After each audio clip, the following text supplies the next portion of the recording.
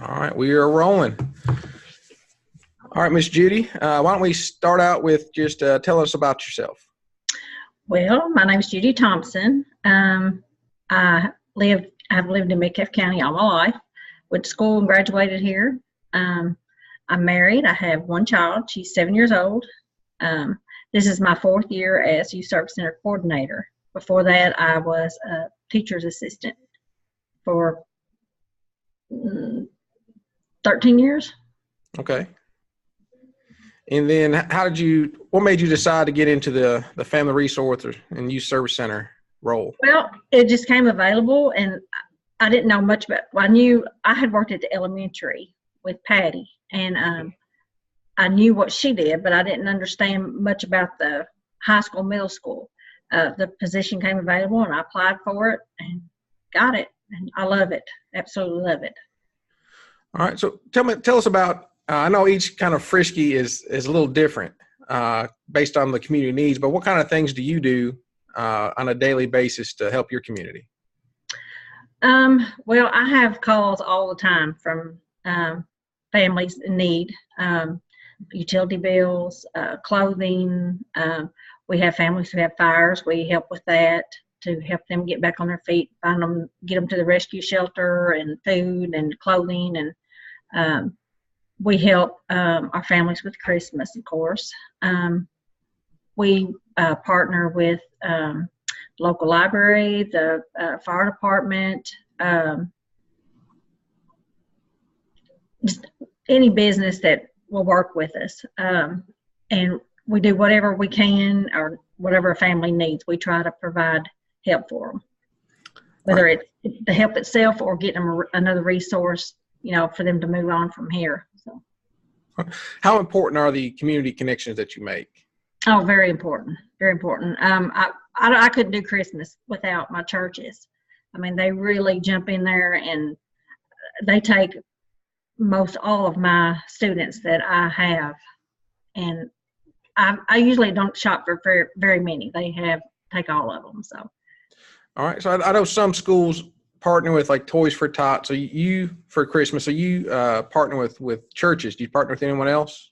Well, the Toys for Tots, our local fire department sometimes, and they do that, and Cash Express has been helping with that, but that mostly for the elementary. I mean, I don't need many toys up here.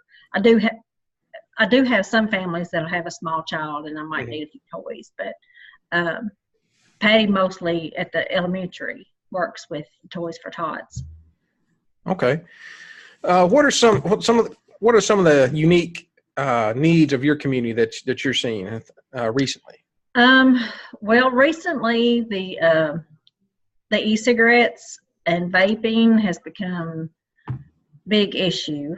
Actually, I'm having a lady come in from ASAP to speak with our kids about the Juuls. I think that's the big thing right now. Of course, alcohol, since our counties went wet, that's become more of a problem.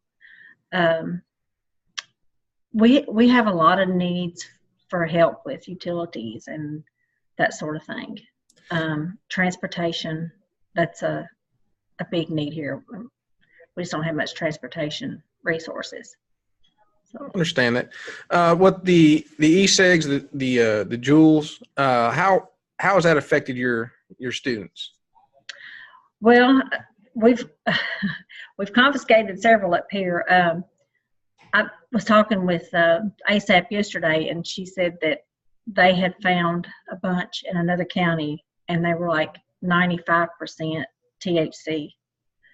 And she said their kids were overdosing. So she's wanting to get in the schools and, try to talk to them about it.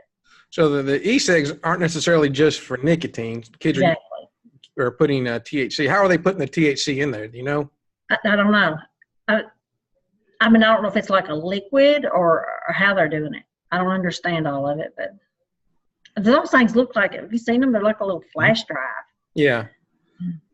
So, I mean, the kids here were charging them on their Chromebooks, and the teachers didn't even realize what it was.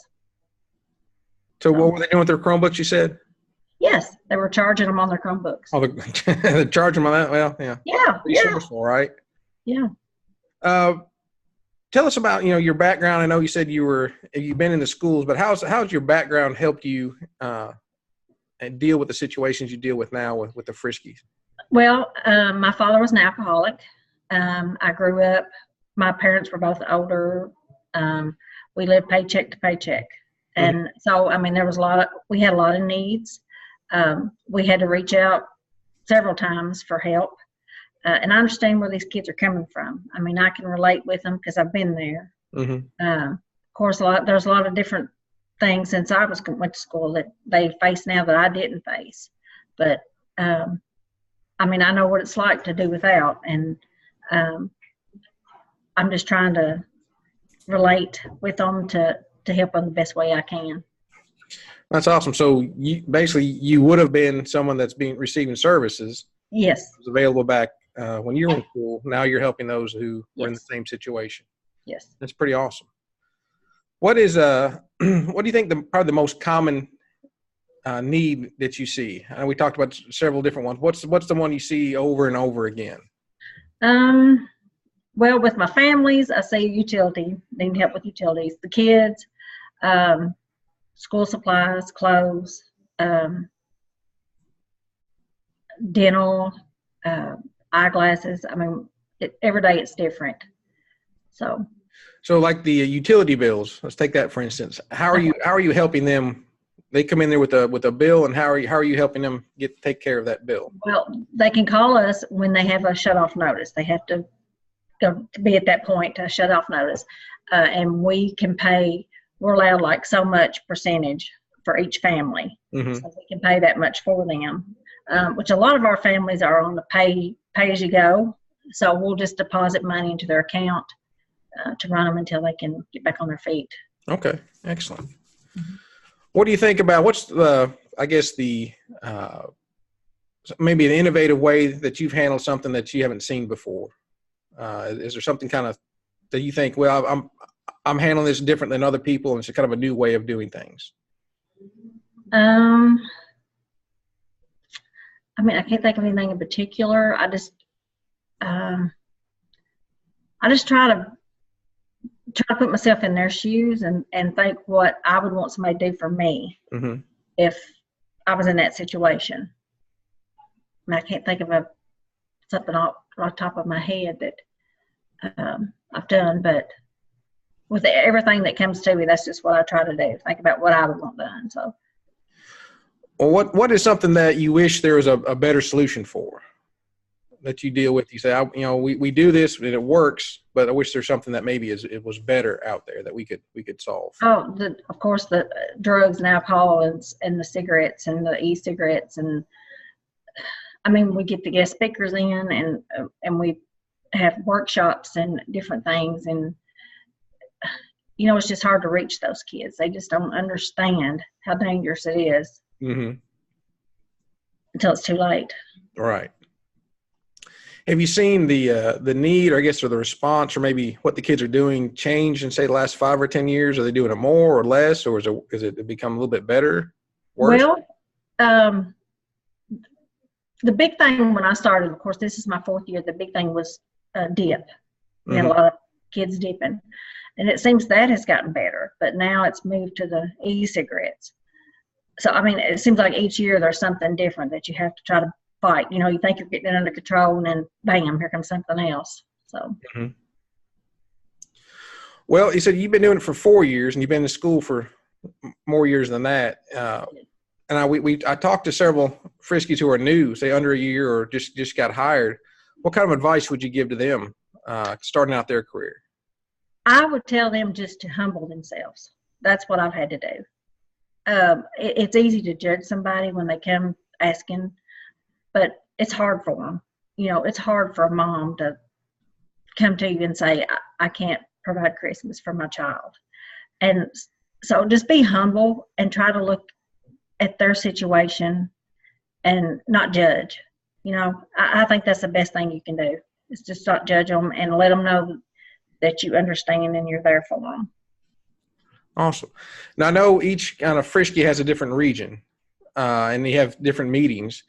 Is there a way, say, if someone's new or maybe they come up against something that they haven't seen before, do you usually all kind of talk to each other or have kind of contact points for people, or say, hey, this is a person deal with this, or this is a person deal with that problem? Yes. What kind of resources are available for a new person? Well, we have an all-district meeting once a year where we all get together.